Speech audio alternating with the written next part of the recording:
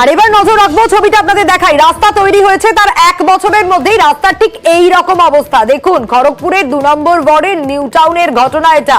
ইট বোঝাই গাড়ি বসে রাস্তা ধসে যায় রীতিমতো। দেখুন সেই ছবিটা। আর এই ছবিতে সবচেয়ে বেশি আতঙ্কিত এলাকাবাসী হবে। কি বলছেন সাধারণ মানুষ, শুনুন। গাড়িটা তো এমনিতেই ওভারলোড, সে ব্যাপারে কোনো সন্দেহ নেই। আমরা বহুবার কাউন্সিলরকে বলেছি এবং যারা করছে তাদেরকেও বলেছি গাড়ি না নিয়ে আসার জন্য। সকালে কাউন্সিলর এসেছিল, বলে দিয়ে গেছে যেসব গাড়ি না ঢোকানোর জন্য। কিন্তু এই রাস্তাটা ঠিকভাবে বানানো হয়নি, নাহলে তো এই 1 বছর হয়নি, সে রাস্তা তো ভেঙে যাওয়া সম্ভব না কোনোভাবেই। যদি ভালো দেওয়া তো ফিলিং এর সময় আমরা দেখেছি ছাই দিয়ে কখনো ফিলিং হয় না। সাইডে আপনি দেখতে পারবেন, সাইডে বাউন্ডারিও নেই, এই মাল ধসে চলে গেছে। এখানে তো বলা উচিত কি একটা 5 ইঞ্চি 3 ইঞ্চি দেওয়াল থাকুক, ওটা দেয়নি, বলছে না আমাদের ওয়ার্ক অর্ডার নেই। শঙ্কর রয়েছেন আমাদের সঙ্গে। শঙ্কর, স্থানীয়রা যা বলছেন, অভিযোগ করছে, তাতে স্পষ্ট নিম্নমানের সামগ্রী ব্যবহার করা হয়েছে।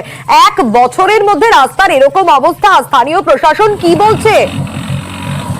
দেখো সন্ধ্যা, অনেক প্রশাসনকে অনেকবার জানানোর পর এই রাস্তা হয়েছিল। তার কারণ হচ্ছে যে খড়গপুর নিউ টাউন, খড়গপুর 2 নম্বর ওয়ার্ডের এলাকাতে একেবারে বলা যায় যে রাস্তা চলাফেরার যোগ্যই ছিল না। অনেক কষ্ট করে তারা কাউন্সিলর বা পৌরসভাকে জানিয়ে সেই রাস্তা পেয়েছিল। এবং এই রাস্তা যে 1 বছরের মধ্যে এইভাবে একটা ছোট্ট ভুটভুটি গাড়ি যাবে আর সেখানে যে ধসে যাবে, তা নিয়ে পৌরসভা এবং স্থানীয় যে কাউন্সিলর তার বিরুদ্ধে তারা ক্ষোভ উগরে দিয়েছে। এবং তাদের যে অভিযোগ, নিম্নমানের সামগ্রী ব্যবহার করার জন্য এই অবস্থা হয়েছে। যদিও খড়গপুর পুরসভার চেয়ারপারসন জানিয়েছেন তিনি জানতেন না, আমাদের থ্রুতে তিনি জানতে পেরেছেন।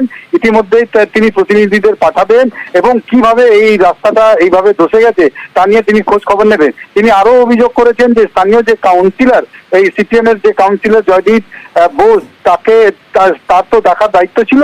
যখন এইভাবে এই রাস্তা তৈরি হয়েছে তার দেখার দায়িত্ব ছিল, তাহলে কি ও দেখেনি? তার কারণে কি এই ঘটনা ঘটেছে? সমস্ত দিক খতিয়ে যে দোষী রয়েছে তার বিরুদ্ধে ব্যবস্থা নেবে।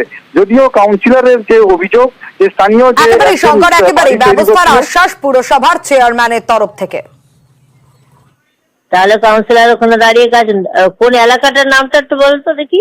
নিউ টাউন নিউ টাউনে না?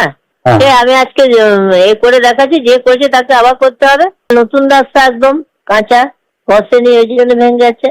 তাহলে তাকে প্রেশার দিতে হবে, কে কার গাড়ি ঢুকেছে, কে কোন বাড়ির গাড়ি ঢুকেছে।